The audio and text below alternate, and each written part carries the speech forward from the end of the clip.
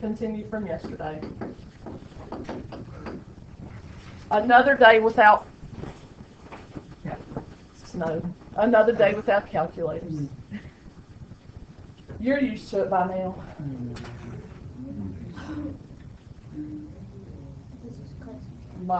It's just no reason to be upset about it. You never used them in here that I know of. Not in my face. Second day of school. Sam? No, you don't even try to hide it. I'm about to get it. No, you about to get it. Oh. Sam, you sneaky too. If Awebb's the president, you're the vice president. Dingle-Roo and Tuggle is just the minions. Y'all, here we go. Who's the y'all need to stop it. Who's Roo, right? And the scientist man. Doctor, I don't know. No, that's on Phineas and Ferb. I know that.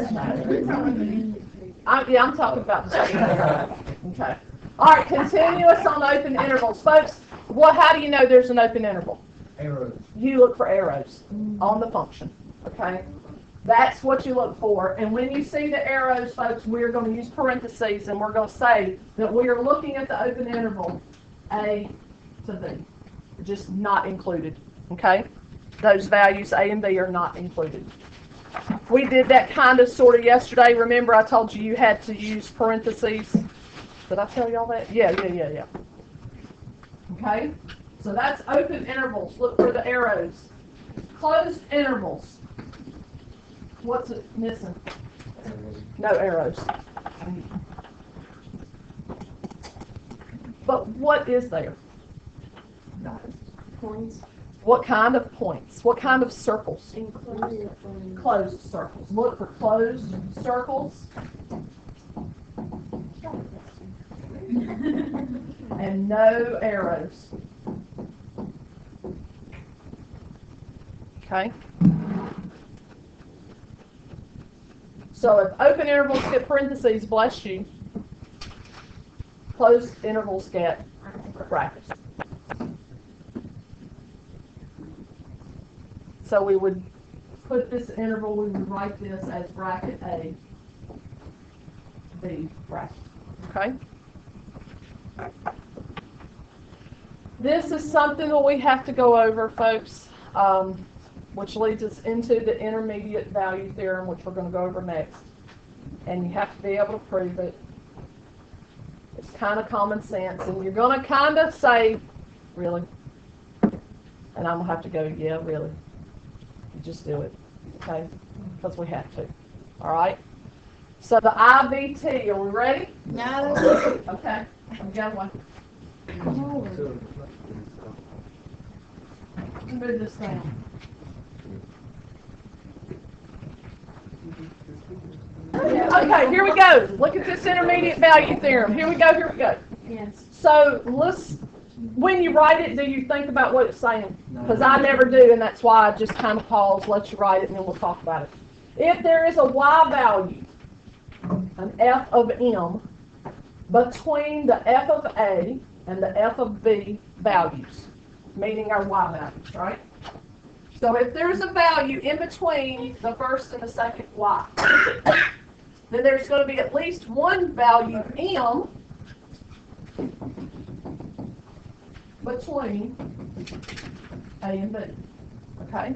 Do you see how they're, and you know how we write our coordinate in ordered pairs.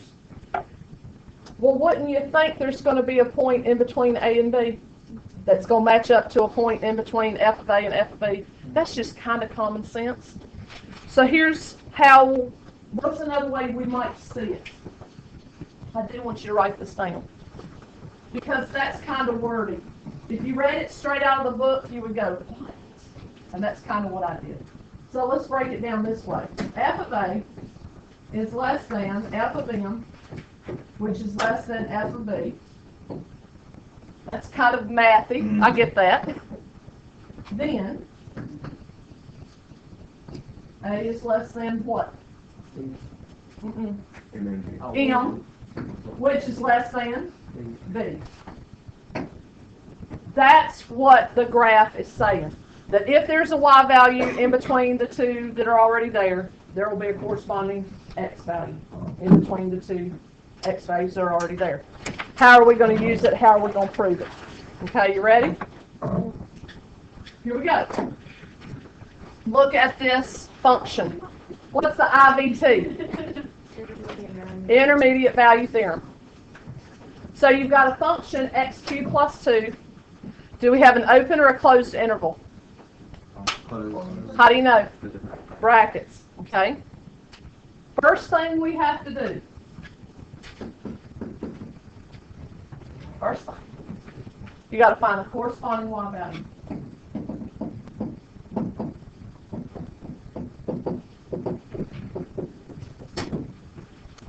How do I do that? We have a closed interval, -1 to 3. What would they be? Would they be our A, B, or our f of A and f of B? -1, 3 is actually our A and our B. Okay. They're kind of like our x values. How would I find the corresponding y values? Plug it into the function given. Okay. So the first one we're going to find is f of -1.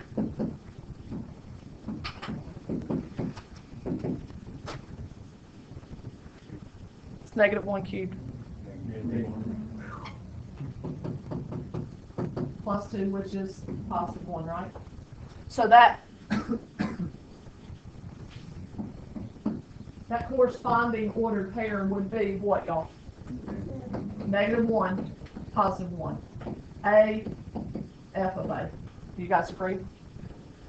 Find f of 3. Find that. Well, I'm just finding the corresponding ordered pairs. Okay? All I want to do is just to prove the intermediate value theorem.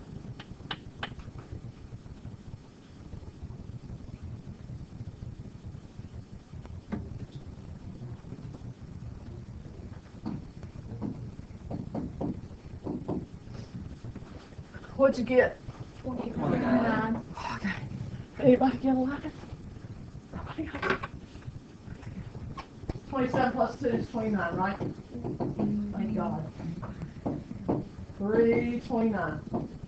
So that's our B and our f of B. Now, what are we trying to prove? The intermediate value theorem says, okay, so you got your x values. They're going from -1 to 3.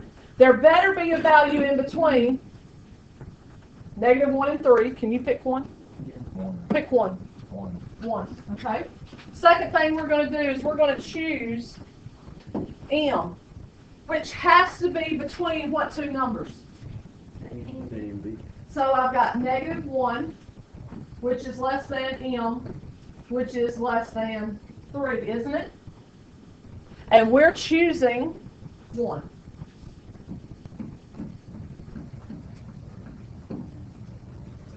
What do you think we're going to do with that? We're going to plug it in.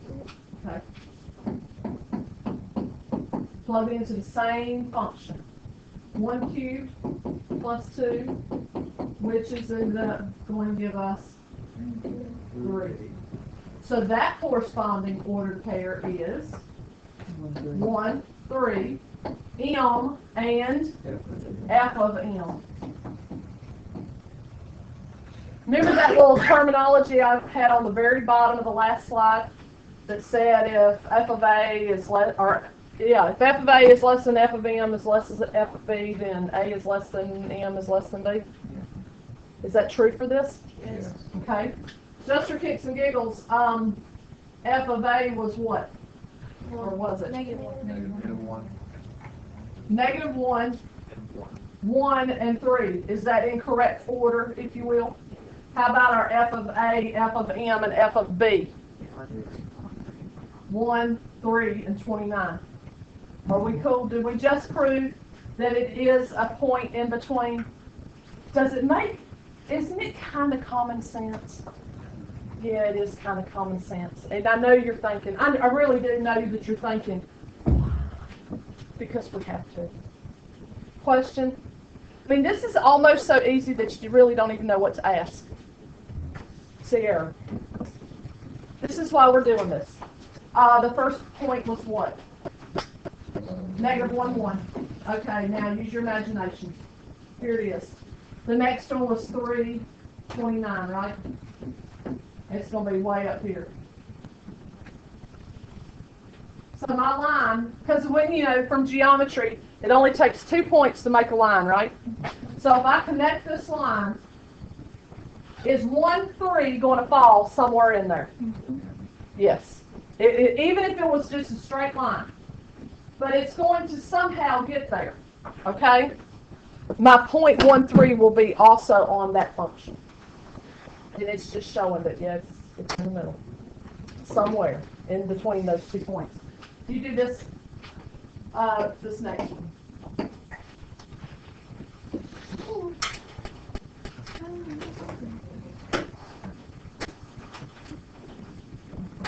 This is the last one.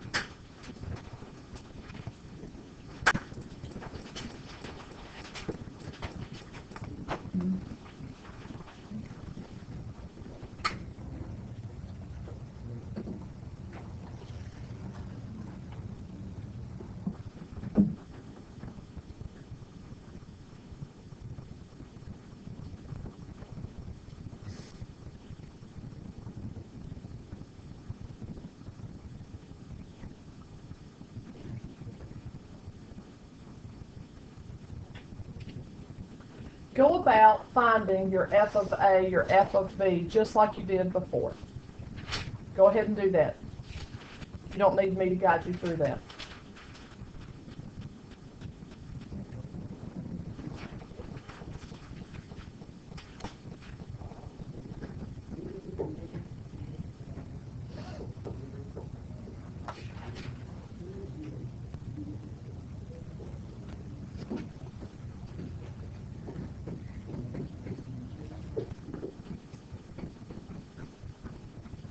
Did you get 0, 1 for the first order pair?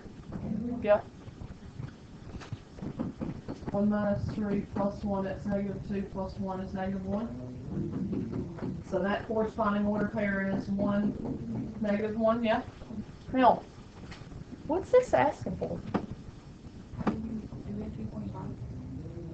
Nope. Look what it's asking for. It has a 0 in the interval. What's a 0? Don't you dare say number. It's where it crosses the Minus. minus. It's when it, being the curve, crosses which axis? The x-axis. The x-axis. A 0 is an x-intercept. Isn't it? So it says we've got to use the intermediate value theorem to show. How are we going to show? We're going to show it with a graph. With a picture. With a graph. That the polynomial function, that cubic, has an x-intercept in that interval from 0 to 1. So look what we're going to do. We're going to graph it. Okay? So straight. 0, 1. And then 1, negative 1. How am I going to get from 0, 1 to 1, negative 1? How do I have to get there?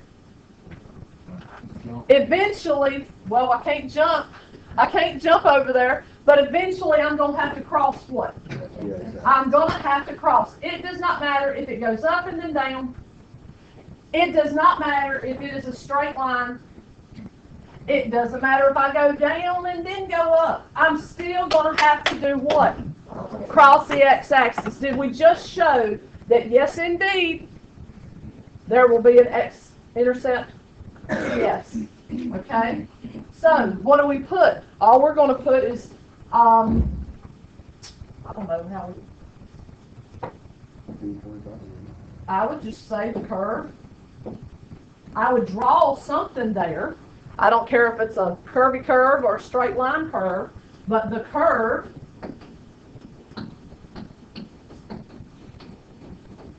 must pass through the x-axis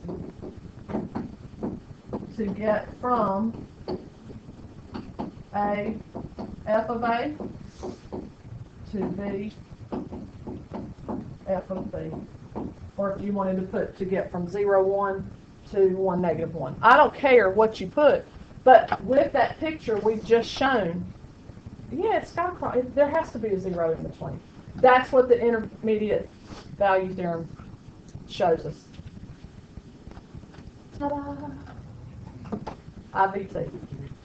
Okay? Done. Foul on Friday.